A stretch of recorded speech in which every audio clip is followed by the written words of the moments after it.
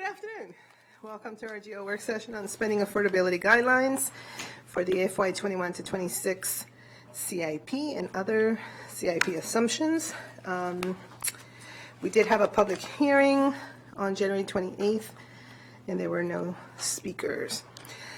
And as always, I would like to point out that every time we talk about and meet for this particular spending affordability guidelines session, it's all about what we can afford, and it is super important for us to be mindful of the different pressures that we have and also the different fiscal policies that we have adopted. And I believe that this is very important. As always, we are mindful of our AAA bond rating and understanding exactly what the issues and what the expectations are out in the community. There is no doubt that our infrastructure needs, and especially school construction, et cetera, continues to be front and center. So we are also working diligently to make sure that at the state level, we hope something really positive will come out of this session. And also working to find innovative ways for school construction, school design, and things of that nature. So it is always a interesting exercise, and in this cycle in particular, because this is our 6-year CIP, there's always a lot to track and a lot of priorities that we would all like to fund. But as always, it is about what we can afford and watching our debt service as well. So with that, I will turn it over to Dr. Orland to walk us through this particular packet and what are the decision-making points. Sure. Gene Smith and I, of course, worked on this, and maybe the folks at the dais could just introduce themselves for the yes. Mr. Platt, push the button there. You put your light on. Hi. Good afternoon, Mike Covey with Finance. Mr. Platt is there. We didn't hear him for the record. Jacqueline Department of Finance. Mary Beck, Office of Management and Budget. Dennis Hetman, Department of Finance. Thank you. This is the time where the council can make changes by majority vote to the spending affordability guidelines that you set on October 1st. After Tuesday, which is your legislative deadline as a council to vote on this, those are the guidelines, and you can only exceed them in May if you have 7 or more votes. Now you could raise the first year or second year guideline as much as 10%. You could raise the 6-year guideline as much as you want, and of course you can lower any of those 3 by as much as you want. The council back on October 1st set the guidelines shown in Table 1 on page 2 in bold. And you kept the same targets, guidelines and targets for FY 21 through 24 as was in the approved CIP last May, and you slightly ramped down for 25 and 26 to go down to $280 million. So the 6-year total is $1.77 billion. And you can see that it's actually about $90 million lower than the last CIP, because the 280 and 280 in 25 and 26 are effectively replacing the 330 and the 320 in 19 and 20, which are now, well, 20 is not in the past, but for this exercise, it's in the past. We always look at how these levels are operating under certain indicators, debt indicators, and that gives us an idea of what's affordable and what isn't. And if there's a major change one direction or another, you have the justification for either raising or lowering the guidelines. There are 5 of them. The bottom of page 2 is the first, debt as a percentage of assessed value. The assessed value, assessable base in the county is going up a little less fast than the debt is, and so that indicator is slightly worse than it was when we showed it in September. The debt service and lease payments as a share of the general fund revenue has actually gotten much worse since September, and that has nothing to do with the bond levels that you set in September and October. It has to do with the fact that the forecast now is that the denominator, the operating budget growth, is expected to only be 0.1% in FY 21, and so the ratio ends up being of debt service to operating revenue is higher. And unfortunately, for the first time ever, at least in the 30 years we've been doing spending affordability, we're above 12%. And it's not in the later years, it's actually in the first 3 years. So that's really not good. Debt per capita is actually also a little bit worse because, again, the debt service that we're paying is a little bit more, rising a little faster than the population is.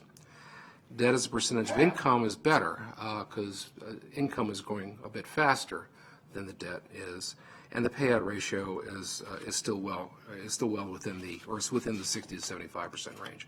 So it's sort of a mixed result, but actually none of the changes are at the in terms of percentage that much difference. We were close to 12% before, and now we're above 12%. So we have to watch out for that. The county executive is recommending the same bond levels as the council had set back in October, and council staff is recommending also the same thing, just not changing any of the guidelines and targets from last October. So do you want to do these each? Do you want to vote on each one separately, or do you want to just keep going through, or whatever your druthers are? I'm fine to still agree with staff.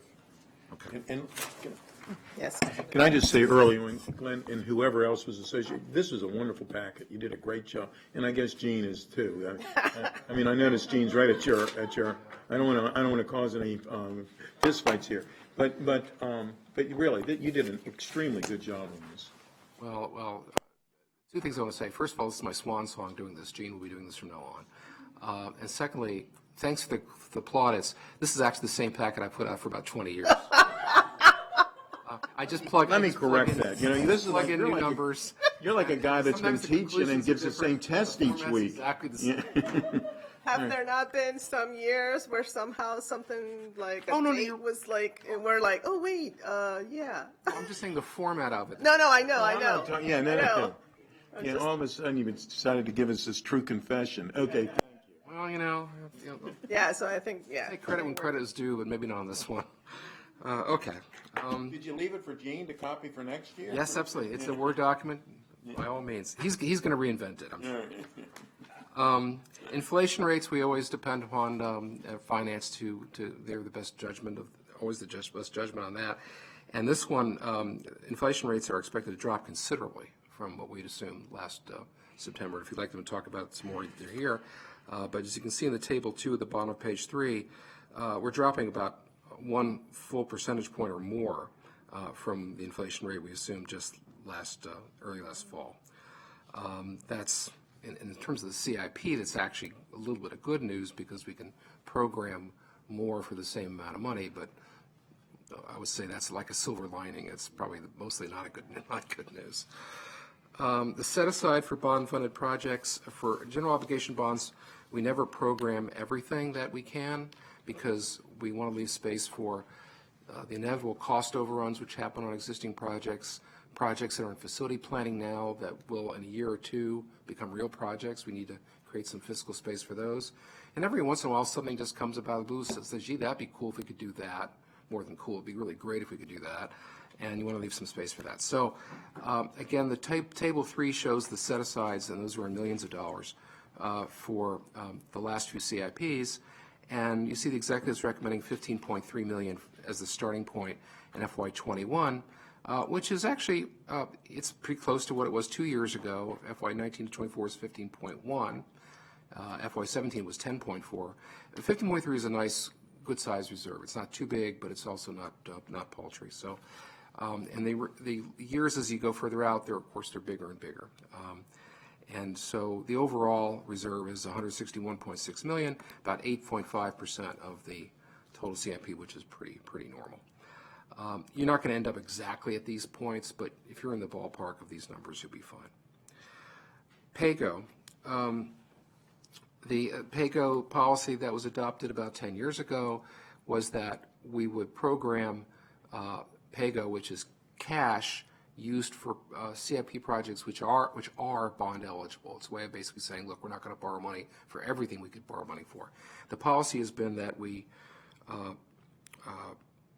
budget PAYGO at least 10% of what the bond limits are, and it's always been exactly 10%. So the numbers you see there on Table 4 for FY21-26 is 10% of the guidelines just talked about 2 or 3 minutes ago. And so the exec's recommending that, and we agree. Then we get to recordation taxes, and here, this is actually an outcome from the fiscal plan update you got from Finance back in December, where they're projecting that recordation taxes are actually coming in a bit higher than what we expected before. It's a bit of good news. And so you see on the table 6, towards the bottom of page 5, year-by-year comparison FY21, we had assumed about 64.8 million, and now it's 68.4. And you can see in the other years, 22, 23, 24, they're even higher still. And the recordation tax premium, top of page 6, same story. It's a smaller amount of money, so the increase is smaller, but it is still a net increase over the 6-year period of about 14 million over what had been assumed in the last CIP. Then we get to impact taxes, and this is the only place where we diverge, but not too much, from what Finance and the executive is recommending. They did a very careful look at the impact tax collections over the last 10 years, 11 years actually. And impact taxes are probably the most, well, they're hardest to predict. In fact, one might almost say they're impossible to predict, particularly because they vary directly to just the building cycle, and you're not quite sure when the building cycle is going to be peaking or be in a trough. And for transportation impact taxes, even more fraught with risk, because there are a lot of credits out there. A lot of developers build roads or whatever, and they can get a dollar for dollar credit for that, and you don't know when those are going to get cashed in. So that's even more risky to forecast. Nevertheless, Finance, Dennis Hetman particularly, did a very careful job looking at the last 10 years, 11 years, through back to 2009, to do sort of a rolling average of what the collections, both in transportation and for school impact taxes, would be. And then you deducted from that the effect of the affordable housing law, which allows that market rate units in developments that have 25% or more affordable units are also exempt from the tax.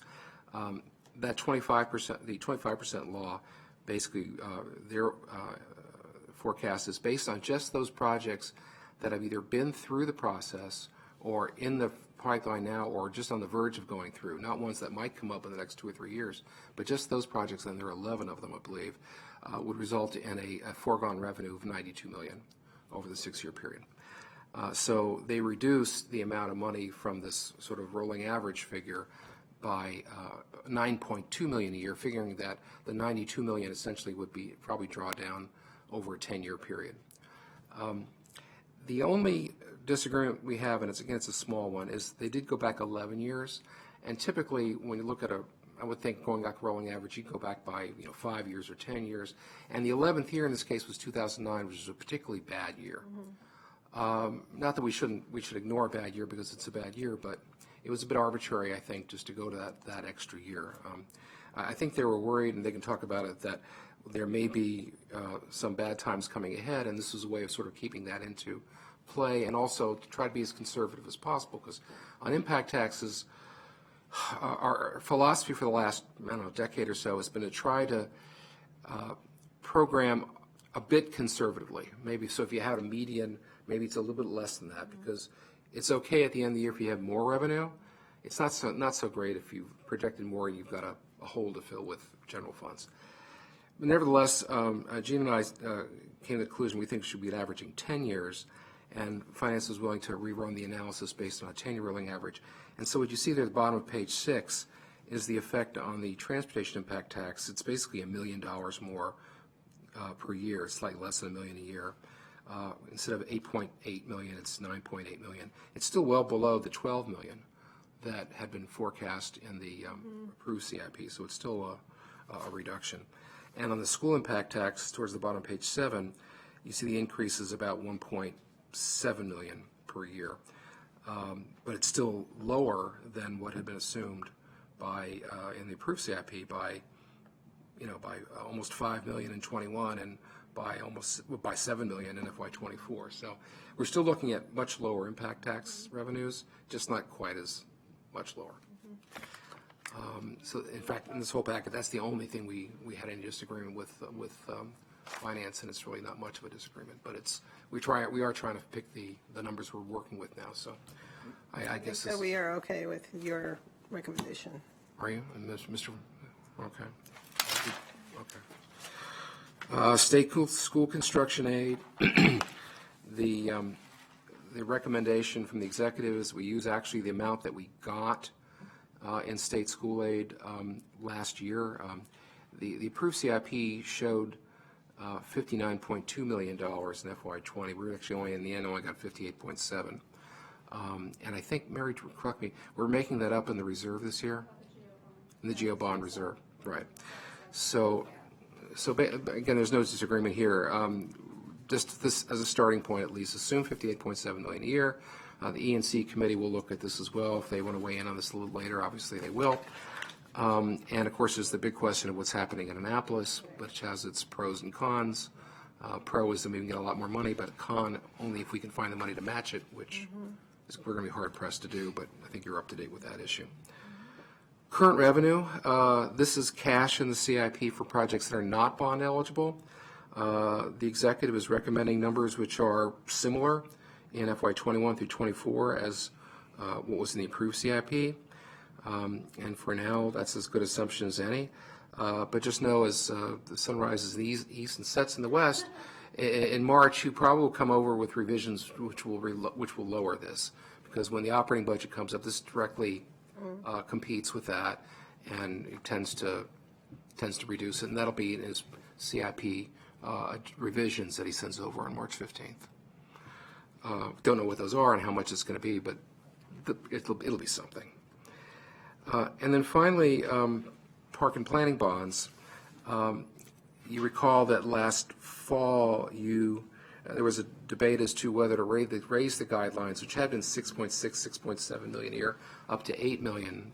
Planning board said, Parks Board, I guess, said that they thought if there was more money and that additional slug of money went for infrastructure maintenance like HVAC and roof replacement, that they could save as much money in operating expense as the additional cost of debt service. And what the council did was to basically treat this as a trial by setting the guidelines for FY21 and 22 at 8 million, but leaving 23, 24, and 25 at 6.6, and then 6.7, 6.7, 6.7. With the idea that 2 years from now, we'll have at least a little bit of data to see whether or not that theory played out. And if so, then maybe you would go to 8 million a year from that point on. And one of the things I know Pam Dunn is looking at when she goes to Fed Committee on the Parks projects is to see if, in fact, the Parks budget actually did increase those kinds of projects by those amounts. Right. Okay. And if they did, great. If they didn't, but they probably did. And so we're recommending concurring with the guidelines you set in October, and the executive is too. And that's all of it. All right. So I think what I'm hearing is that we concur with the executive recommendation, with the exception of the impact taxes, in which we concur with our staff recommendation. And I think with that, we are done, unless any of you have any additional thoughts or suggestions or groundbreaking announcements. No? Want to change our mind? Yeah, something like that. All right. Well, thank you so much, Dr. Orland and Mr. Smith. Thank you.